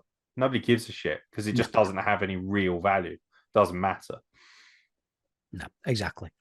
As for the first part though, That's a massive um, question. That's a deep question too. it is a deep question. And that's why I say it did have something to do with what we were talking about, because again, it goes down to self-worth Yes, it of does. um I'm I think I'm an anomaly because I can't talk. But because I'm, again, as I said last week, I have that little self-awareness that I only partly care what people think about me. Um, But it's a very difficult thing to figure out in your own head, how to be comfortable enough with how others see you. What's your advice to him then? Um, it, it's a fucking difficult one because it's more to do with being okay in yourself and realizing you are okay, that there is nothing wrong with you. And that if people don't like you and if people are, you know, giving you negative feedback, see why they're giving you negative feedback. Is it negative feedback that is constructive? Are they wanting to help you get better? At which point it's not negative. Yeah. Or is it negative feedback of them just being dicks and not understanding you and where you're coming from? Um, it's surrounding yourself with the echo chamber we were talking about before, because occasionally it's a good thing knowing that there are people around you that know that you're worth it, because you are. Everyone's worth it. There is not Laurie, a person on this planet that isn't a murderer or rapist that isn't worth it, unless you're on the Only Way is Essex, and then you're definitely not. well, that just destroyed your viewpoint right there. Yeah. Again, I've got to undercut it occasionally. So it's not something that's easily discussed or solved within one moment. It's just not. But Hmm. just like the mental health argument from that wonderful email we got last week, it comes down to self-awareness. Everything starts with our own individual responsibility. Mm-hmm. So, fine example. I have been in that position many a time, Robbie, many a time, where I felt like I needed to impress people and or that I needed to fit in or that I needed to be liked. That right there is the first calling point for you. You don't. You don't. And that's the hardest thing that people never tell you is that it doesn't fucking matter if you're liked or not. It doesn't. It really doesn't. Especially not in a fickle sport like wrestling. Because as much as I love it, and as much as it is my life, it is fickle as shit. And so, I'm not saying that you're a problem for thinking that way, because you're not. You have value, mate. You have incredible value and you're a good human being. We know this. However, when you wake up and immediately your brain says, I don't fit in, or people don't like me enough, I need to be more liked. That is a you problem, in the sense of not that it's necessarily a problem, but it's a you issue. It's something that you need to work on first. It could be, first of all, you need to sit down and genuinely think, why do I need people to like me? Why do I need people to accept me? Then you will be able to create resolutions and solve the general issue at hand. And there's many ways you can do that. But the first thing you need to know is why. So, for instance, with me, when I first started the podcast, where for many years when I was in the same position, it was that thing of, why do I need to, I didn't know. I just knew that I wanted people to like me. And as you get older, and obviously this hasn't been the case for you yet, because I know you're a similar age to me. Um, I think a lot of us, when we get older, we find the strength, or we just stop caring as much. We realize that we're wasting our lives. What it comes down to is trying to impress other people, and that's where a lot of us fall flat on our face. And that in itself is inherently embarrassing, because we are then sacrificing our ability to grow or be stronger so that we can somehow, make people like us more. That for me is inherently a waste of time, trying to get people to like you. It's a naturalized thing. If someone likes you, they should like you because it's a natural response, not because at any point you have done something that makes you likable, or that you've done something that makes you a more, I don't know, credible human being. For instance, I don't need to donate to charity, even though I do quite a lot, to be a good person. I don't need to donate money to Mind or whatever mental health charity is for me to be recognized as a good person who cares about mental health. The fact that I do has no bearing on that. And that's something. So in wrestling, obviously, one of the biggest issues Robbie will have is because of wrestling, because of CWP. First of all, if you're running CWP or running shows, and this goes to anyone who's running a promotion, if you're doing it with the sole intention of trying to impress people, then you've already failed. Because the whole point of this and the whole point of what you achieve in your life is not to impress other people. It's to grow. It's to be better. It's to, within yourself, achieve things. So, you know, it's difficult to say. So when you say that you get a lot of negative feedback, if it's genuine feedback, it's not negative, mate. It's just not. And that's something I've learned to realize. And this is why I come across as very harsh to some people, because I am very happy to tell them if I think they've done something wrong. But I will always preface it with giving them opportunities to be better, or showing them constructive advice that may help them appreciate themselves or grow from said scenario. And for me, when I hear somebody say, oh, I get a lot of negative feedback, ask yourself whether it's credible or not. Now, if someone just turns around to you and says, I think you're shit, okay, cool. That in itself goes along hand in hand with the other side of things. You want people to like you. Well, they're just not. They're not going to. Sorry. That's the harshest life lesson a lot of us will learn, is that doesn't fucking matter. People hated Nelson Mandela. People hated Mother Teresa. Tough Yeah, but she was a tits. bitch.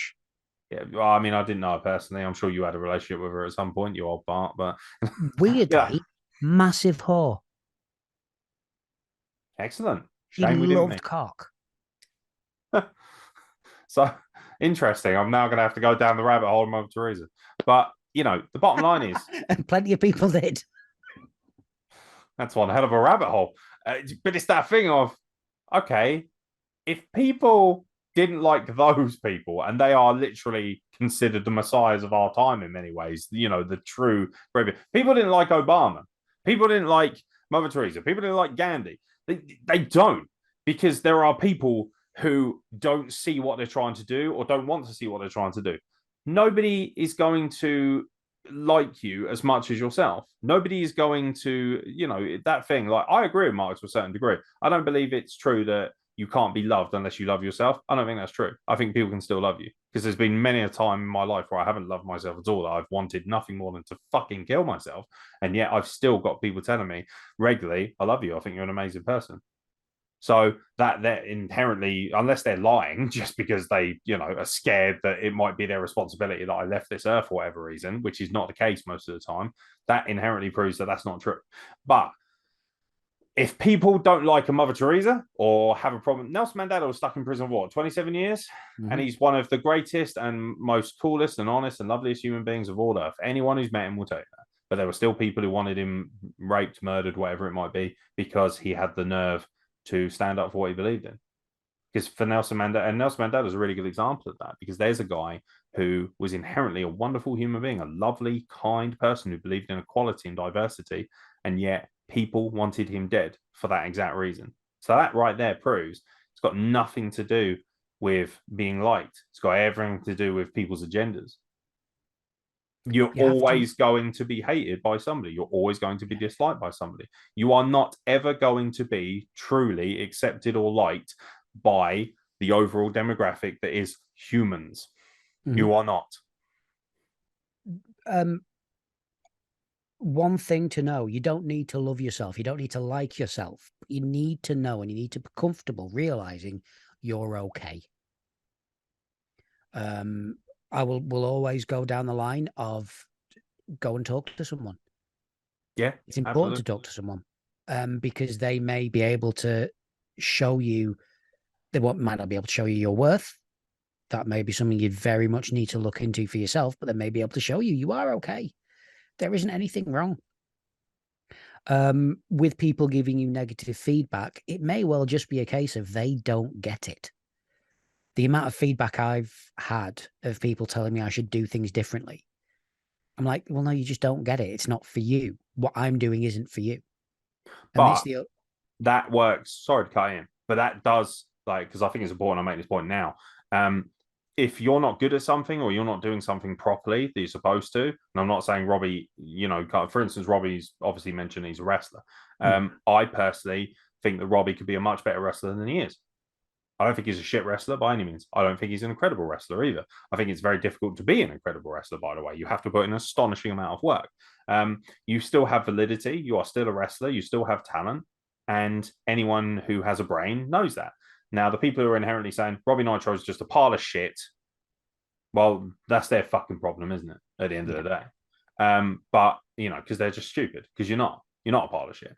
But if somebody says to you, what you did wasn't good, that could very well be true. And there's been a lot of things that you've done, just like me, just like every single person on earth that isn't good. You're always going to do something that isn't good. There's nothing wrong with doing something that isn't good, but you have to accept that if somebody knows better or knows a way for you to do that well when you haven't, they have validity. If they just actively say you're shit because you did something that wasn't good, that's an entirely different argument.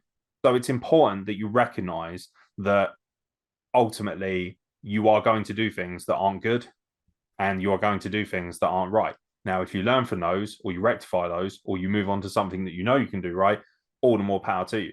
If you sit there and wallow in that and believe that every time, if you believe that whatever you do is good and that, you can't accept that you haven't done something good, that again is a you problem. That's a big you problem, because what that is essentially saying is that you're either too stubborn or too arrogant, and that's where arrogance does come into play, to realize that you are not necessarily good at what you think you are. If you're really good at something, it will show. It will. If you put in enough work. And, I'm a fine example of that. Oh, isn't it strange that when I was lazy and didn't do anything and just sat in my mundane job, of course I didn't achieve anything, because I had no drive, I had no passion, I wasn't working hard enough. Oh, all of a sudden, I have, a relative level of success. That depends on who you are. Some people might see it as a big success. Other people who are more successful might see it as a small success. Doesn't change the fact it's a success because I worked hard. It's not a coincidence that when I worked much harder and put much more effort in and chased my dream and sacrificed whatever I could possibly sacrifice to make sure that I could know within myself that I was good at what I did, all of a sudden I was good at what I did. It's called it comes down to how hard are you willing to work? If you take a shortcut, don't be surprised if you end up in a bush. Not a good one either. Yeah. You made the joke before I could, you bastard. I know, because I saw your face and it was like, yeah, he definitely wants to make a joke about bush. Yeah. But it's that thing of, like, again, like Mark said, and like we said last week, you have to talk to people, mate. If you genuinely have real self-worth issues, that isn't necessarily fixed just by people's advice or just by us telling you, well, you do. So tough tits. Sometimes you do need to speak to somebody, whether that be therapy, CBT. There's, avenues. Maybe you need to take a certain medication. I appreciate and respect the fact that you're open and honest about the fact of sexual assault and things, because that's something that unfortunately happened to me when I was young as well. And I never, ever, ever let it define me. But those are all individual issues that have different solutions and different elements that can help you. For instance, for me, I needed to, go to therapy to realize that was not something that was going to define me as I got older. And it might be different for some other people. Some people might find solace in medication, or might find solace in self-help groups. And all of those things are valid and more than useful to the person. Find what works for you. If the medication doesn't work for you, that's not a problem. What's a problem is when you stop trying to find solutions to how you feel. I think that's the big problem. And that goes, hand in hand with mental health. So for me, you have to find out and recognize why you feel the way you do. And if you can't yourself, there are people out there that can help you find the voice, that can help you find the solution. And those are the people you need to speak to. And again, just like last week, we can provide numbers, we can provide details for that in the description of the podcast. But the most important thing is that you have to be responsible for your own happiness. You do. Mm-hmm. You are responsible for your own happiness. We all are. If you at any point are relying on other people to bring you happiness, that you're doomed to failure. You are. Because sometimes those people won't have the strength or the resources to make you happy or build you up. And we're all going to have down points. There's going to be points when I was miserably depressed, I would ring up Mark and speak to him. And he was incredibly therapeutic to me and very important to me, as great friends are. But that doesn't mean that he is now the be all and end all solution to that whenever something goes wrong. It's lovely that he's always there to listen to me, especially if he's got the time. But there is a multitude of different things at your disposal to make that easier. So find out from everyone possible why that is. Find out why it is that you feel the need to be accepted so much. Maybe it's because, like myself, for instance, I spent most of my childhood being bullied for being the only Arab kid at school, or being too fat and having man tits, or being shit at sport, whatever it is. You know what kids are like, they bully you for anything. And it's that thing of, and I was mercilessly beaten up and bullied at school. I was raped as a child. These are all things that are very, very difficult to overcome, but it doesn't mean that they are impossible to overcome. And that's the first point of call, is that everything can be improved upon and everything can be better. It can. And again, like we said last week to the other fella, you've already taken a step forward because you've asked. And it's just keeping those steps going. You could have kept it to yourself. You haven't. And we're fucking proud of you for you doing so. I was going to say, be very proud of yourself more, first and foremost.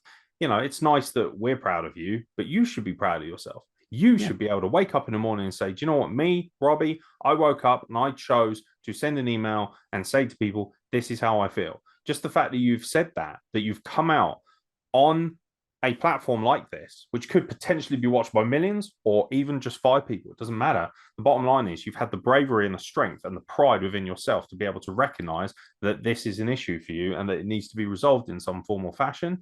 And that in itself shows great strength and great, pride within yourself. So first of all, be proud of yourself. Yeah. Second of all, continue down this path of being open and honest and talking to people about it.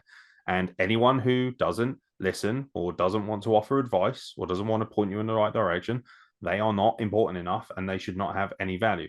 Another argument here could be that maybe you're putting value in people that just don't matter enough. You know what? Not everyone's your friend, even if they appear to be. And that's a harsh life lesson. A lot of people do not have your best interests at heart, no matter how good a person they are or how bad a person they are. A lot of people have you in their lives because it adds value to them in a moment. Not everyone's pure of heart. Not everyone's friends with people just because they want to be friends with people. Sometimes they get value from that. They get something from it. We all have a need to be fulfilled, whatever that need might be. And nobody's truly selfless. Nobody is truly selfless. You want to talk about cancel culture not existing? I don't believe selflessness exists either. I think that's a load of horseshit. I think that's just bollocks. That's just a word we like to use to make ourselves feel better when we do something good. But, again, like you mentioned earlier, if I donate money to charity, do I need to tell anyone for it to be a good thing? No. Exactly. And the only reason I said his name is because he's put it in the title of the email, the subject of the email, plus he signed it off. But I'm not having a go. I was just checking. But I'm just thinking as well. Double check with him just in case. Okay, I'll send him. Well, I'd be a bit late because by the time this goes out, he'll be asleep. So, but I'm sure he's fine. With it being, and obviously, if at any point you're not, mate, just contact us and we'll have it removed. Simple as that. Just let us know. But one is talk to the right people. It's good that you can talk to us, and we're not the wrong people, but there's a multitude of right people. Make sure you exhaust every possible opportunity to be better. And most importantly, if you feel that you are spending way too much of your time trying to impress other people, well, then find the means or the mental capability to not be that way. And that doesn't mean that you have to do that by yourself. Again, support mechanisms, therapy, a multitude of different things at your disposal. And a lot of times it's just knowing who to speak to or being brave enough. And like we've said, the fact that you've already been brave enough to mention it on this podcast shows that you've already got a great strength to be able to say that. So first and foremost, take pride in yourself. Second of all, continue down this rabbit hole, not Mother Teresa's rabbit hole, because at this point, it's probably very dusty. Very. What a slag. The other email we got, bastard. It's not that bad an email, is it? You don't have to call Toby a bastard. Just so you know, it's penalties. Is it? Finish 1-0, it's penalties. Oh, right, yeah, there's no extra time in checker trade, is there? Morecambe have just missed one. Yes. But they nearly saved the last one. So I'm Nearly hoping. isn't Yeah, very good though, is it? Nearly I'm ain't. hoping. I'm hoping. Ain't gonna get you through. So Toby says, what are your thoughts on AI generated art? And do you think it has a place alongside traditional artwork? Is it a threat? Does it have meaning? Art's subjective, mate. Yeah. That's the thing. Art's subjective. There are lots of art, excuse me, lots of pieces of artwork that I don't think have any merit or meaning, but who the fuck am I? You know, a light switch is art. A untidy bedroom is art. A cow, It's in a boxes aren't yeah, a cow literally. shape, a cow sliced in half and then pickled. That's art. Doesn't mean out. It's totally up to you. AI generated. It's like anything. AI is only as smart as the people who program it. And there are a lot of shit, a lot of things that are bollocks with it. But yeah, it's one of those things. It's very clever. Very, very clever. You just won, by the way. Lincoln just won. Well done. We are the knockout specialists. Come You on, are. Southampton. Okay, we got Southampton soon, 4th round of the Carabao. Can't believe it. Southampton away. It's gonna be a laugh, that is. Can't wait for that. So I can answer this one much quicker and much easier. So when you go on my design page, Toby, and you see graphics that I've made or whatever, do you think that they're artistic or have any merit as art? If you do, then yes, AI does have merit because all of that in some form or fashion uses AI. I may have a vision that I am needed as a human being to do, but I still need to use AI compromised technology like Photoshop or Adobe Suites or whatever that might be to help create that vision. And like Mark says, art subjective. Is it a threat? No, not even slightly. Do we value? There is an argument definitely to be made that we value AI generated or computer generated art more so than we do classic art, just because at the end of the day, more people see it because it's just easier. You know, anyone can go online and see my graphics just like that, whereas not everyone can go to Milan and see The Last Supper, which is an incredible piece of art. So it's that thing, but that doesn't mean that it's dangerous or that it's threatening the landscape. Anyone, if they want to, can pick up a paintbrush and make a what is considered traditional art. But anyone can also pick up their mouse, they can pick up their keyboard, their fucking iPad, their phone, and create something that might be art to somebody. Something as stupid as a TikTok that's well edited might be art to somebody. A film scene, for instance, something that I think is an amazing piece of art is the fight scene in The Kingsman. It's a Freebird. Yes. Fucking incredible. Incredible piece of cinematography. And to me, cinematography is art. To a lot of people, it's just some geezer in a suit beating people up and shooting them. There is only one thing that I really don't think is art, and I think it's not in the subjective camp.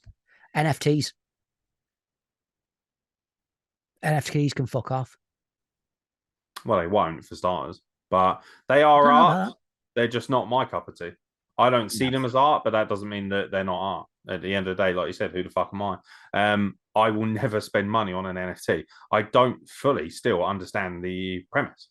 From what I can tell, it's essentially a digital art form that is limited in its availability if you want the true one, but anyone can copy it and it's still technically, it doesn't make any sense to me. And I don't understand why they're being sold for astonishing amounts of money. That's something I really don't get. But that's because I value knobheads with money. Knobheads with money do that shit. Hey? Knobheads with money do that shit. That's it. It's just because knobheads with money think it's worth the money. It's again, but then isn't that the case with all art at some point? Yeah. Somebody at some point might have walked past. For instance, if somebody had enough money to buy the Mona Lisa because they thought, oh, it'll be cool for status, that's the same kind of knobhead. There's always going to be somebody. There are rich people, Tony Stark, for instance. I know he's obviously not real; he's a fictional character in the the universe of Marvel or whatever it is. He collects priceless paintings and has art, and sometimes probably uses it as a coaster because he's an obnoxious idiot.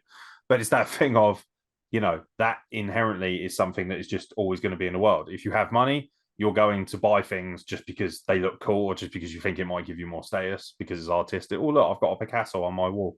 Does it make any less of a piece of art because a knobhead has bought it? No. Does, it mean that maybe we think less of it because they bought it, possibly. You know, it's all perception and it's all down to subjectivity. But NFTs are horseshit. In your opinion, yeah. But No, they bottom just are. line, No, that's not ism. It's just a fact. it's not a fact, though, is it? It is It's a not. fact. Nothing's a fact until it's a fact, No, and it's a fact. it's a fact in your mind, yes. I am underlining it. It is a fact. But yeah, but it's just not, though, is it? It is. I don't think you I understand will die. what a I will fact. die on this hill. That's one hell of a hill to die on, and from what I can tell, there's not actually a hill there. It's just a digital representation of a hill that's been signed by somebody, and there's a one of 50. I don't know. No, I don't care enough. I don't care enough. Probably never will. I don't personally see the point either, but I know that there are a multitude of people who do think there are, and all the time that one person thinks it's art, it's art. I will always go down the line. Is what I've said since day one on the podcast. I'm just a contrary fucker, and the more people argue it with me, the more I will argue against it. Because I do think it's horseshit, but I also don't care enough to think it matters. But yeah, I will. Yeah, that's the thing. I don't care enough to argue with you about it. But you are That's wrong. So I'm not. It is a fact. it's not a fact. If Logan Paul thinks it's a good thing, then it's obviously going to be shit. Yeah, but you can say that all you want. But the bottom line is Logan Paul had a great match with Roman Reigns. And when you do, then I'll take you more seriously. Yeah, but at the end of the day, Roman Reigns is very good. He could have a good match with a broom. A lot of people in wrestling are going to argue that point as well. And that's that. Therein lies the issue, or should I say just the general point. And that is that all the while one person likes it, it could be considered art. Until it is universally 100% a demographic says that's not art, then it could be art. Nah, it's horseshit. So if you Or guys shit want to is get in art to touch, some people. if you can, yeah, it's fucking true. If you guys want to get in touch with us, you can silentdeathmachine@gmail.com or S and DM pod on the Twitters. It's on the screen right now on the graphic. You can see it. It's in the corners if you want to get the email. Yeah, no, send more questions in there. Great. I love them. They create more discussion. They're fantastic. It's great. And the fact that people are even listening and sending in questions is fucking cool, man. Like, keep doing it. Fucking means a hell of a lot. It does. It really does. Send anything and everything in. I love it. In fact, So it's easily my favorite portion of this podcast is hearing people ask me random questions. And just for context, I don't even read them or check them at all until they're read to me on the podcast because I just think organic reactions are crucial. I think orgasmic reactions are crucial. Well, it's not that crucial, is it? Because you've been going away with them for a while. You're that sigh. Mother Teresa's no longer alive. Get over it, mate. She's not going to put out for you at this point. I think she's even more likely to put out for me, mate. Well, yeah, if you got a shovel. We all have kids love a shovel. Kids love a shovel. So does Triple H. That is so. When I was I used to do radio with Evil Lewis, who is very, very, very, very fun. How evil is Lewis? He isn't. So he's full of shit then. We used to do I'm also not very silent, so it kind of goes hand in hand. We used to do a thing where we used to make up stupid adverts. So one of the ones we did was for a pretend thing called Spank. It was a detergent that got away stains like gravy and blood. Standard detergent. And very useful for people in Burnley then who got a case. Yeah, it dissolved everything, including clothes and skin. But yeah, so we just did really silly things. We got complaints with one of them we did. That was what was it? It was called Slapper. So the joke behind it being, if your wife has made your bathroom smell like Vanessa Feltz, spray a little slapper, which worked very, very well. But there was what's offensive about that? Because it's like spray a little slapper. No, it wasn't. No, so we did say spray a little slapper. So slapper, obviously, in the context of young slaggy child. But no, that one was Slapper's only young then. I didn't realise that. Yeah, well, in general, if your wife's made your toilet smell like an outside bin, slap her, and the smell Are is we gone. suggesting Vanessa Feltz is a bin? Is that what we're saying? Yes. Okay. Um, Why is that? just in general. Have you seen her? But yeah, basically, Yeah, I people were have seen saying it. that Yeah. Why are we just judging her because she's large, or no, just her in general.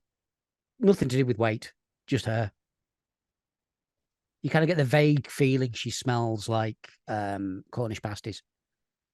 again, not a problem to me. Fair enough. I like Um, pasties. Sue me. I nothing wrong with liking pasties, mate. mean, if you smell like a pie, I'm going to be all over your pie. Simple as that. Oh yeah. Oh yeah, give me some of that short crust, honey boo. But we came up with our thing was we'd come up with a tagline and then try and come up with the product. Um, and sorry, I'm trying to find the actual thing whilst I'm You're gonna talking. ask me to do this now, aren't you? That's No, gonna be no, no, no, the new no. thing on I'll Silent do and it. Death Machine, sponsored by Slapper. Um, but we came up with a tagline for um something called wasn't Slapper, it was Shovel because we love the idea that kids love a shovel. And we couldn't figure it out. And it was a lot of years. It was a lot of years between us figuring out the tagline and then an actual advert. But I figured it out and I wrote it, and I'm very very proud of it. And I'm just finding it now for us,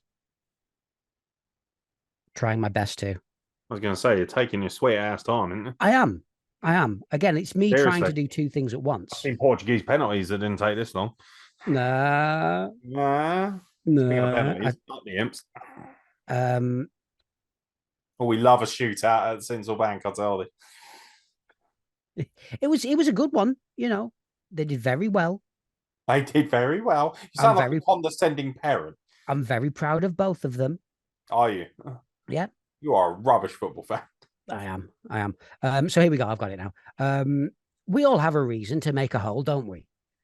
Could be to put a plant in, to catch a fool, or to bury a door-to-door salesman. Well, I've heard of a new product to help out with these needs. Shovel is a new product that will not only help you dig those troublesome hamster graves, but it also doubles as a child's toy. Your own ex-seaman can use it to play a guitar, or use it as a tennis racket, or maybe just teach your younger brother a lesson. Why don't you get yourself one? Because you know what? Kids love a shovel. And I'm just really impressed that I managed to put your ex-seaman. Yeah, that's literally the one thing that stood out to me was that you referred to your own children as ex-seamen. It's true. It is true. Uh-huh. Uh-huh. You know what? Wouldn't lead with it in a sales pitch Why? because you're fucking weird. That's why. Is that the reason? Because I mean, I sent that to radio stations. Is that the reason I'm not getting anywhere? I mean, it's probably one of a very lengthy list of things. No, okay, that's a But shame. like me personally, if I ran a radio station, you'd be the first person I'd employ. But Oh, that's because I like things that go against the grain. If I want to listen to mundane bullshit, I'll go and listen to Wrestling with Jonas. Oh, wait. Oops. ooh, Oh, meow. ooh, you Yeah. bitch. Bottom line is he's more successful than me. Probably because he, fixed the right after. It's neither here nor there. He's fine, I'm sure. But, it's one of those, it's like Kurt Johansson. He's not as good as commentator as me, but for some reason he gets work. So, it is what it is.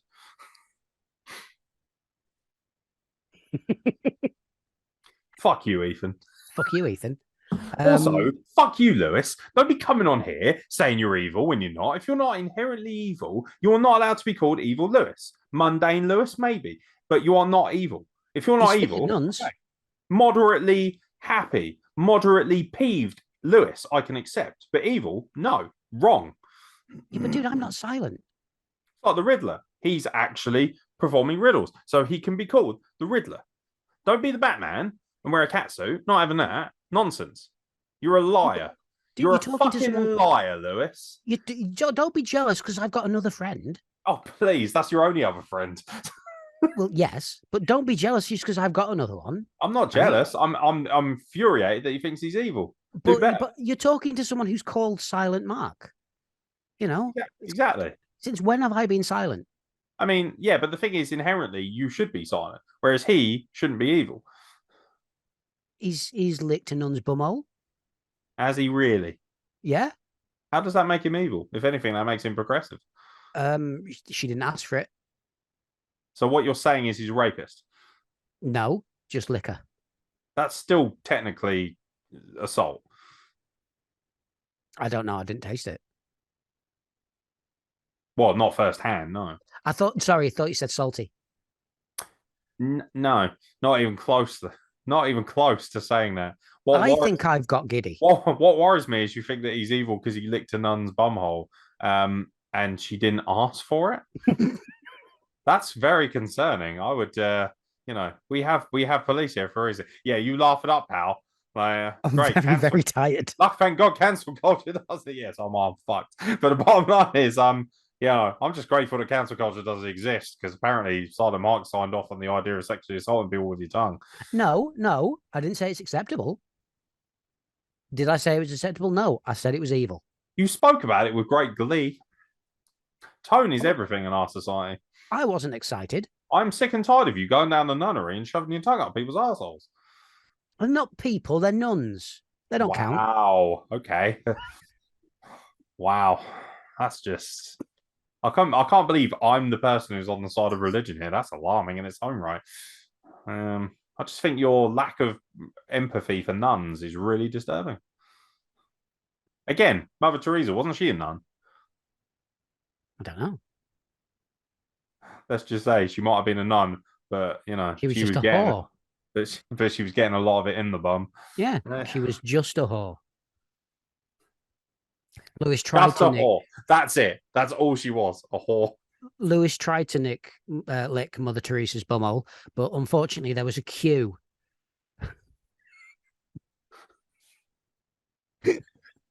That is easily the funniest thing I've ever heard you say. That is incredible. Lewis tried to lick Mother Teresa's bumhole, but there was you. What the fuck is wrong with you, Lewis? I'm so furious with you right now. Honestly. Wait, it's what they say, isn't it? Catholics, you go kiss the ring. So Yeah, kiss it, not lick it. that's why I wasn't allowed in front of the Pope again. Yeah, I'm not surprised.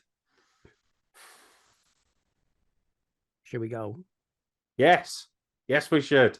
Thank you very much for listening and watching Silent and the Death Machine, episode 8 or 9, depending on which one it is, because we haven't bothered to check because we're lazy. It is no, it's 8. I've said 8. It is Definitely 8. 8. Okay, cool. Yeah. Cool. What are we doing for number 9? Anything fun? I'm going to Apologizing to the Catholic Church? no. Dude, if they're not gonna fucking apologize for all the rapes they do, I am not going to apologize. Jesus. if they apologize for all the years of child abuse, I will then apologize for saying that Mother Teresa has a flappy bumhole. But until then, again, see what I mean. You're just adding layers to it, and again, that's something that she says to everyone in the queue. Mm-hmm. But no, next week I'm going to show you how I make my penis and testicles into the shape of Gonzo from the Muppets. I feel like that could be quite achievable. No, it was. It was something that I used to do loads with my ex, and she hated me for it. The only thing I didn't do was paint it blue, but next week we shall be doing. And that, ladies and gentlemen, is why it's an X and not a current. Cool. Well, I'm going to go and have a shower now and get all this hepatitis off of me. And he's going to think about Gonzo. You'll never see him the same way again. Gonzo is a term that is used for porn that has no plot. Oh. That is nice. You learn something new every day. Yeah. Yeah. And now I'm off to XNXX to see if there's any Mother Teresa themed porn. There will be. She filmed a load herself. I don't think that's true. Weird fascinating fact about 9mm. fascinating fact about Mother Teresa: she did the first ever version of Two Girls, One Cup. Um, but it's Waiting for it. well, it's like The Thing. You know, everyone What? knows the '80s version, but the '80s version was a remake. That's all the Two Girls, One Cup was. It was a remake of Mother Teresa's original. Is the 80s version with Kurt Russell a remake? Yeah, Mind blowing. By the way, most underrated video game of all time, The Thing. Incredible. never played it. Oh, it's incredible. Like being transported into that film at its Mm, prime. Incredible. Terrifying. Just like Mother Teresa's bumhole. it is. It's a fucking chasm. Huge. She thought she was very, very tight because someone could fit two hands up her, but they couldn't clap. And apparently that was a tight thing.